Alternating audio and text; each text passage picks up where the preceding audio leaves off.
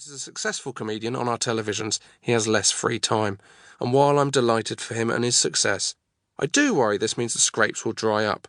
Please remember, each time you laugh at him on Mock the Week, another scrape has been averted. Still, maybe that's for the best. How much punishment can one man take? Points in this book, James's life reads like the script from Final Destination. Thank God he made it through in one piece. Finally, I would like to take this opportunity to say I was innocent of any involvement in cabbaging James, and I will be contacting my lawyers. Introduction. When I was a baby, I urinated into my own mouth. I don't remember doing it, but my mother told me it happened, and she has no reason to lie. As far as I can gather, I was lying on my back, naked, and I somehow managed it. To be honest, I'd rather not go into the details. Now, the reason I'm telling you this is so that, straight out the gate, you know who I am and where I came from. This is how my life began, and more or less how it continued for many, many years.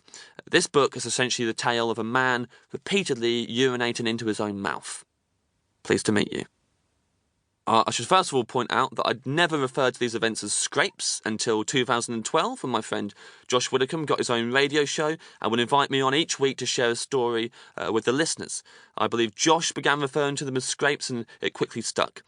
I just think it's important that you know that I don't go around telling people that I get into lots of scrapes, because being seen as that kind of guy makes me feel uncomfortable. I was very lucky to get the opportunity to tell these stories on Josh's show, because I tried telling them as part of my stand-up in the past, and I could never make them work. When I started out in comedy, I had a very strict rule that everything I said on stage had to be true, and so I would tell these true stories without any embellishments, and night after night the audience would still assume I was lying. Instead of getting laughs, I'd be met with suspicion and scepticism, and on more than one occasion, complete silence. And so I started doing less autobiographical stand-up instead, which worked better for me, but it meant I had nowhere that I could put these true stories.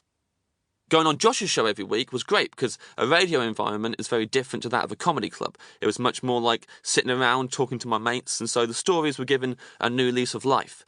Obviously, there will still be some people listening to this book who will be sceptical, but that's fine. It's been really cool to finally find a home for all this material.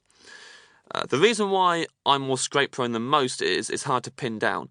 I think the main difference between me and someone who stays more or less scrape-free is pretty much a couple of seconds. In most of these stories, if I'd taken just a couple of seconds to consider my options, I think I would have been fine. But instead, I went with the first idea that popped into my head and ended up with a mouthful of urine. I think it's best that I start from the earliest scrape I can remember, and then I'll just carry on from there. The first scrape that anyone ever gets themselves into is quite unique, because they've never been in this sort of situation before, as far as they can recall.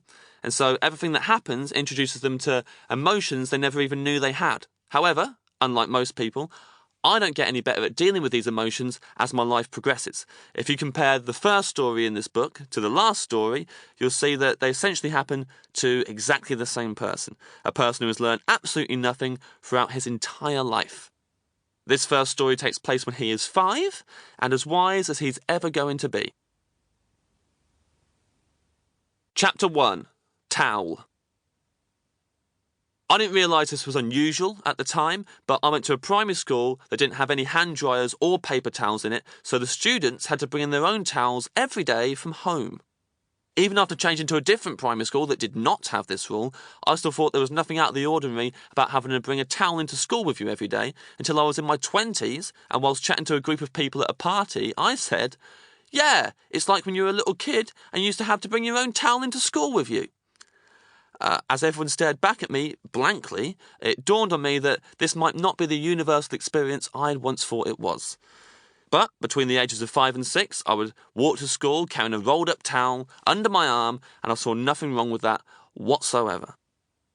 This is the story of the day I forgot my towel. It's also the story of the first time I ever got in trouble, because, let's face it, the two usually go hand in hand. Anyone who has ever needed a towel but has failed to bring said towel usually ends up in some form of trouble. They've now opened themselves up to all sorts of issues, usually the sort that consider how wet or dry something or someone is going to be at any given moment during the day. I should point out that I did not get told off for forgetting my towel. Pretty sure I could have handled that, receiving a swift but stern lecture about how I need to remember to bring my towel into school and how I have to...